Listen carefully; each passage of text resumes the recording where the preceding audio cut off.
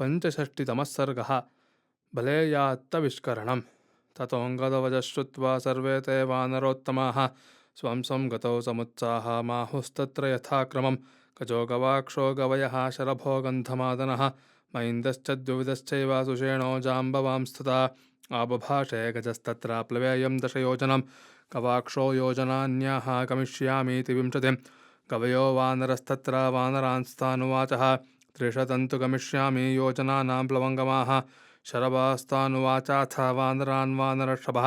40 गमिष्यामि योजनानां प्लवङ्गमाः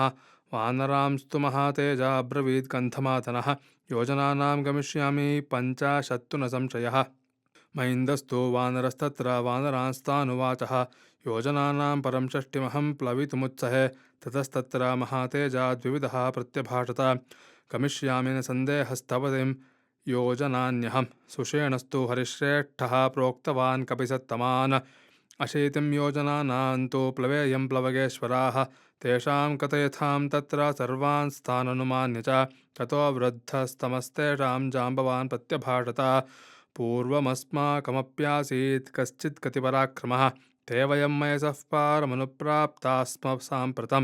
किन्तु नैवं गते शक्यमिदं कार्यमुपेक्षितं यदर्थं कपिराजश्च रामश्च कथनश्चयौ साम्प्रतं कालभेदेन यागतिस्तान् निबोधथ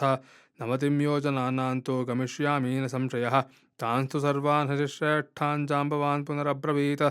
न खल्वे तावदेवासीत् गमने मे पराक्रमः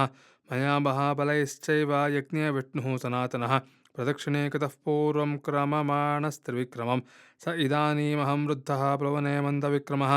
यौवने च तदासीन्मे बलमप्रतिमं परैः सम्प्रत्येतावतीं शक्तिं गमने तर्कयाम्यहं नैतावता च संसिद्धिः कार्यस्यास्य भविष्यति अतोत्तरमुदारार्थमब्रवीद अङ्गदस्तदा अनुमान्य महाप्राज्ञं जाम्बवन्तं महाकविः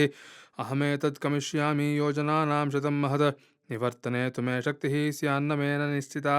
तमुवाच हरिश्रेष्ठं जाम्बवान् वाक्यगोविदः ज्ञायते गमने शक्तिः तव हर्यक्षसत्तमा कामं 100 सहस्रं वा न ह्येषा विधृज्यते योजनानां भवान् शक्तो गन्तुं प्रतिनिवर्तितुं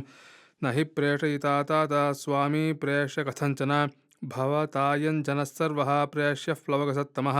भवान् कलत्रमस्माकं स्वामिभावे व्यवस्थितः स्वामिकलत्रं सैन्यस्य गतिरेषा परन्तप तस्मात् कलत्रवत्तस्य प्रतिपाल्यः सदा भवान् अपि चैतस्य कार्यस्य भवान् मूलमरिन्दम मूलमर्थस्य संरक्ष्य मेषकार्यविदान्नयः मूले हि सति सिद्ध्यन्ति गुणाः पुष्पफलोदयाः तद्भवानस्य कार्यस्य साधनं सत्यविक्रम बुद्धिविक्रमसम्पन्नो हेतुरत्र परन्तप गुरुश्च गुरुपुत्रश्च त्वम्मिनः कपिसत्तमा भवन्तमाश्रित्य वयं समर्था ह्यर्थसाधने उक्तवाक्यं महाप्राज्ञं जाम्बवन्तं महाकपिः प्रत्युवाचोत्तरं वाक्यं वायुसूनुरथाङ्गतः यदि नाहं गमिष्यामि नान्यो वानरपुङ्गवः पुनः खल्विदमस्माभिः कार्यं प्रायोपवेशनं न ह्यकृत्वा हरिपतेः सन्देशं तस्य धीमतः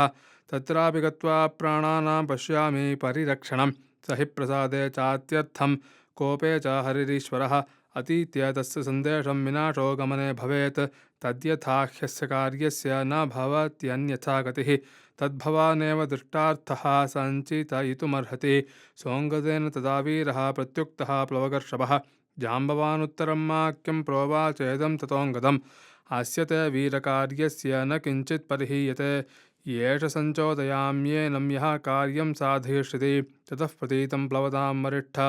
एकान्तमाश्रित्य सुखोपविष्टं सञ्चोदयामास हरिप्रवीरो हरिप्रवीरं हनुमन्तमेव इत्यार्षे श्रीमद् रामायणे वाल्मीकिये